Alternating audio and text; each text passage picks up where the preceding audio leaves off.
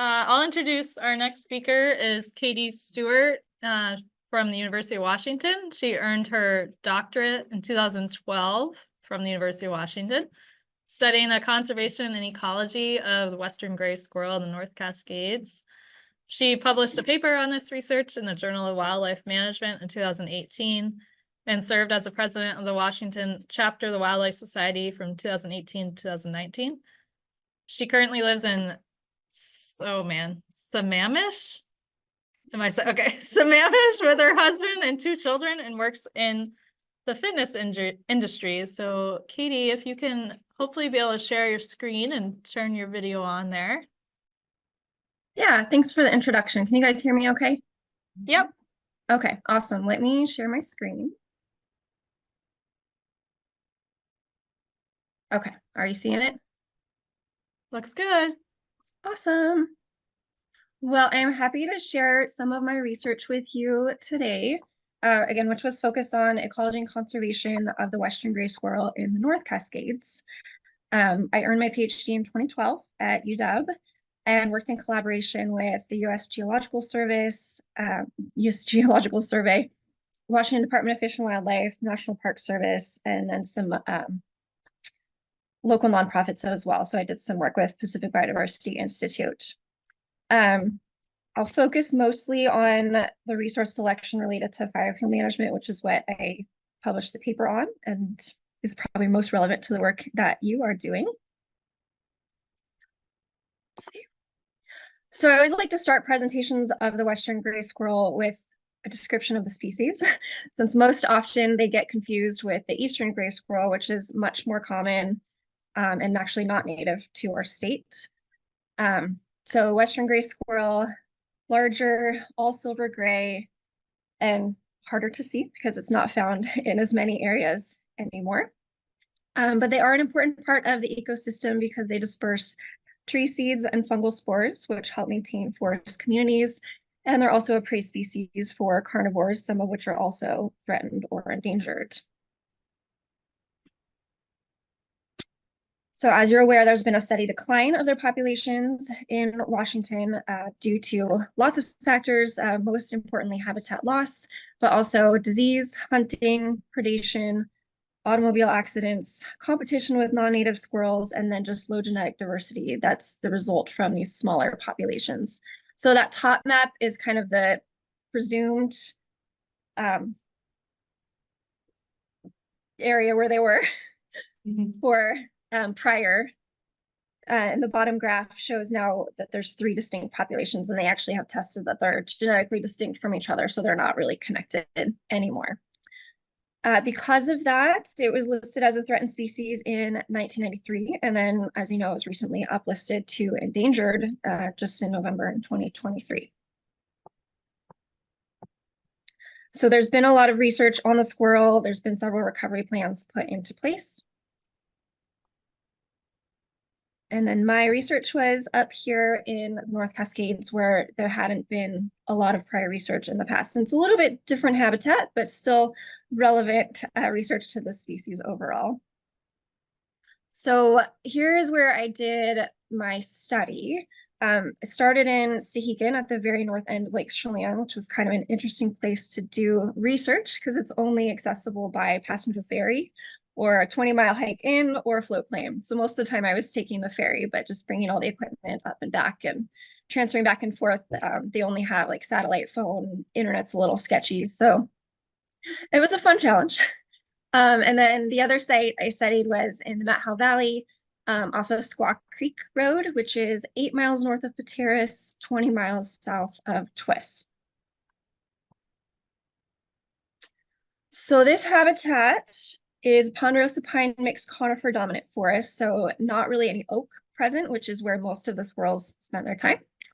And that's also, so oak is an important food source and provides nesting sites for the squirrels in other parts of their range. A big difference in this habitat also was that it's very prone to wildfire, and it had a policy of fire suppression from the 1900s through the 1970s, which actually allowed the buildup of a lot of fuels and then led to some really large scale wildfires. And there's actually been a lot more since I finished my research. So just landscape that's constantly changing. So because of that, land managers began implementing fire fuel reduction treatments starting in the 1990s, designed to decrease the risk of these catastrophic crown fires while protecting human life and property, maintaining and potentially even enhancing wildlife habitat, restoring natural fire regimes for forest and ecosystem health. And in this case, treatments included things like prescribed burning at low intensities, mechanical thinning of the trees so that they weren't as dense, and then removal of ladder fuels, including low-hanging branches and dwarf mistletoe witches' brooms. And here's a picture of what that looks like. This is an important habitat feature in the North Cascades where they don't have the cavities of the oaks to nest in. So this had actually been identified prior even to my research that squirrels really like to nest in these structures because they provide a little bit more cover. And you'll see that'll be a significant variable in my study as well. So here's an idea of what some of the treatments look like pre and post. These are both in Stehekin. So you can see there's a lot fewer trees. A lot of the standing fuel on the ground has been removed. So as far as the ones that I looked at, one of these is showing in Stehekin, it had prescribed burning and thinning kind of in a stepwise fashion from 1996 to 2006.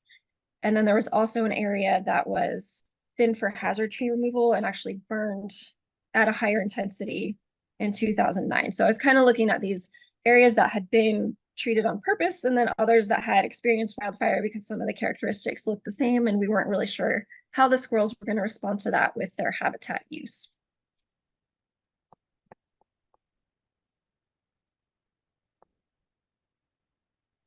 So first step in my research study was kind of figuring out where the squirrels were on the landscape. And I put this up because this is a method that's been used in a lot of other studies as well. It's a great way to find occupancy for squirrels. So this is a hair snake tube. It's basically a PVC pipe. It has metal plates on either end, and then you glue a whole walnut into the middle so that when the squirrel sees the walnut, runs through, they have to work a little bit to get it off since it's glued in. And there's double-sided sticky tape on either end of those metal plates. So it's just leaving hair behind. And we can identify that just based on the coloration since it is all silver gray. You can tell it whether it's an Eastern or Western smaller species, non-squirrel species, just by the color of the hair. So that was kind of the first step. I set those out on the landscape just to get an idea of where squirrels were and potentially where they weren't.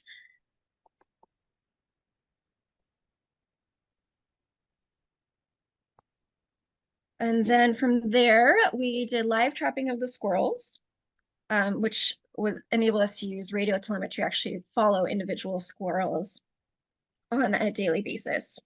So we put the live traps out at the base of trees. We wired them open initially with walnuts as like a pre-baiting period. So getting the squirrels used to knowing that they were there and then going in and out. And then on the days when we actually trapped, we would open them at sunrise and then check them every 2 hours.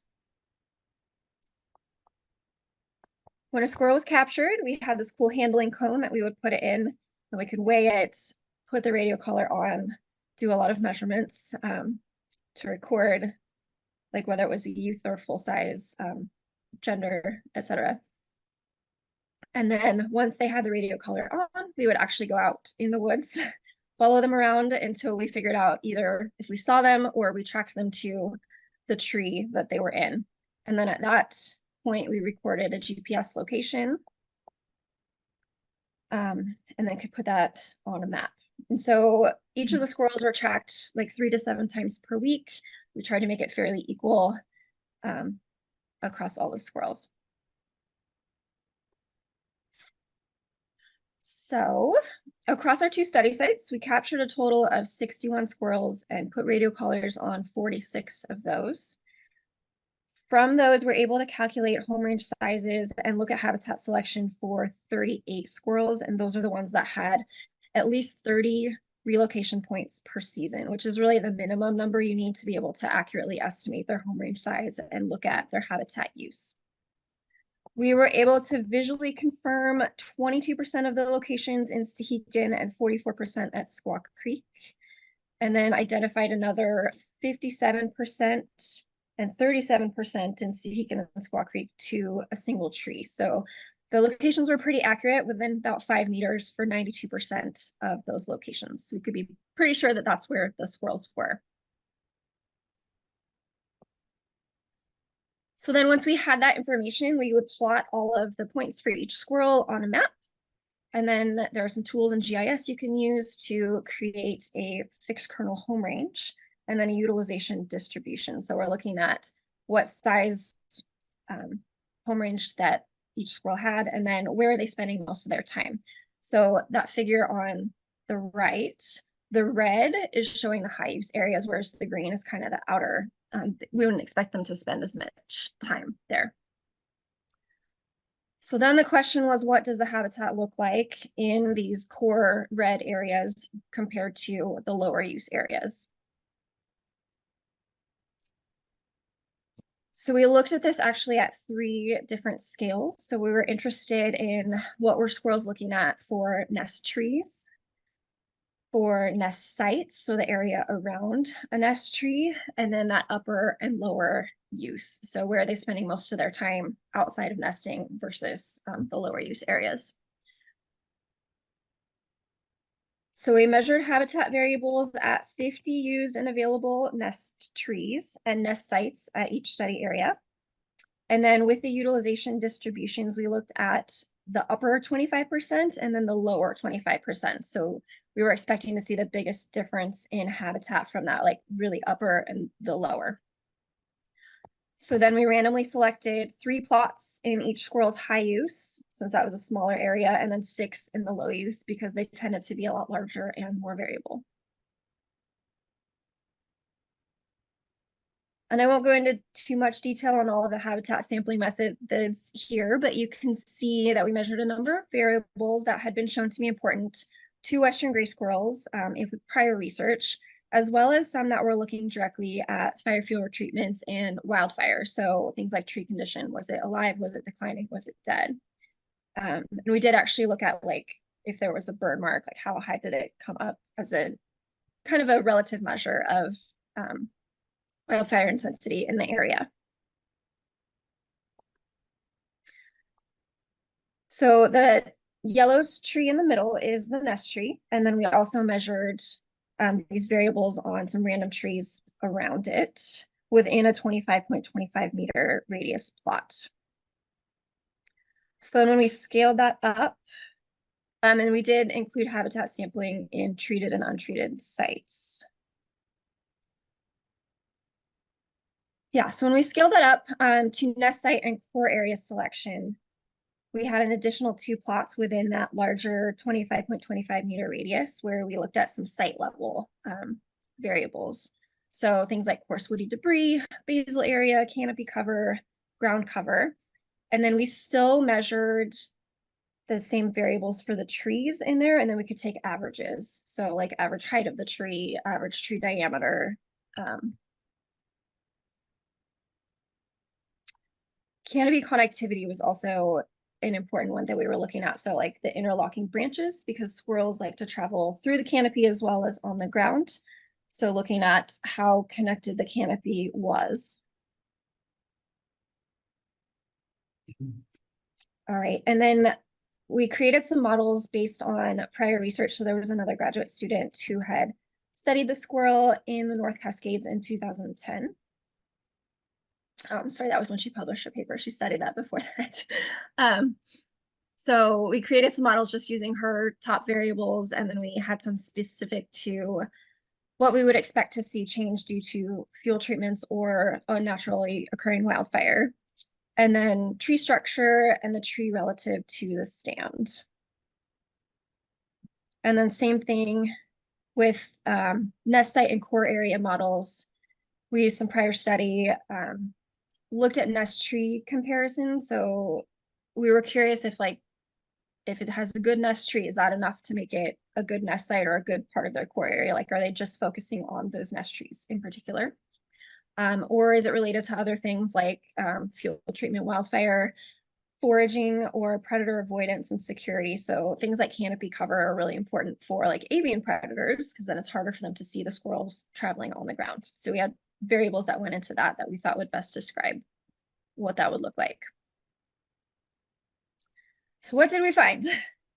For nest tree selection, our top model was the one that was based on prior research in the area, which is cool that we got similar results. So connectivity, the ability of the squirrels to travel between the canopy was really important, as well as tree size and presence of mistletoe. And so the greater the connectivity, the greater the size of the tree, and the more mistletoe presence, that increased the odds of a squirrel selecting that tree to nest in.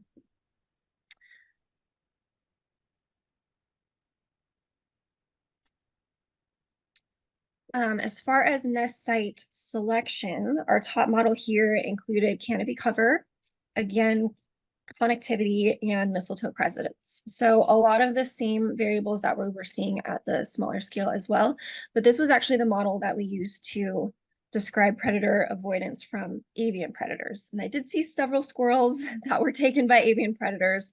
It's kind of the benefit and the downfall of telemetry research, when you get to see exactly what happened to your radio-collared squirrel, and track mortality that way.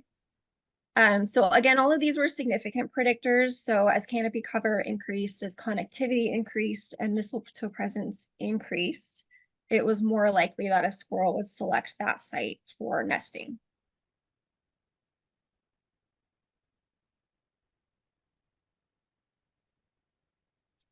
For core area selection, the top model actually was the one that we used to describe fuel treatment and wildfire effects. So canopy cover had a positive relationship. High use areas were more likely to have higher canopy cover. Interestingly, lowest live crown, so the distance from the ground up to where the first live foliage on the tree started, had a negative relationship. So squirrels were actually looking for trees that had higher live crowns, which is great news for fire fuel treatments, because that's where we're trying to get rid of the ladder fuels. That seems to be okay. And then as far as tree species, they were looking for mixed conifer deciduous rather than a single species conifer. And then as we started looking at the data a little bit more, specifically overlaying the squirrel locations on top of treatments, we noticed that there was this avoidance of thinned areas. So this slide shows Stehekin, and you can see that all the squirrel locations are clustered in areas where there are more trees. So higher canopy cover, fewer locations in the areas where heavy thinning was occurred. So just by looking at that aerial photo, you can kind of see what the squirrels are selecting for. And then the one on the right side again is showing that high use area. So the darker black is where the highest use was compared to the lighter gray and white. And again, you're seeing kind of this avoidance of the thinned areas.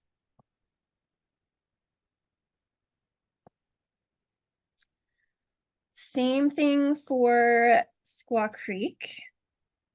This map's a little bit smaller, but you can see kind of where the clustering of trees are. That is where we most often found squirrels. And then again, when you overlay the high and low use, they're really selecting for those areas that have the greater canopy cover. So again, we weren't like, it wasn't a before and after study where we were able to track the squirrels and then see exactly how they responded to the fire fuel treatments, but it was interesting to notice these patterns on the landscape. And it would be definitely a great point for future research in this area.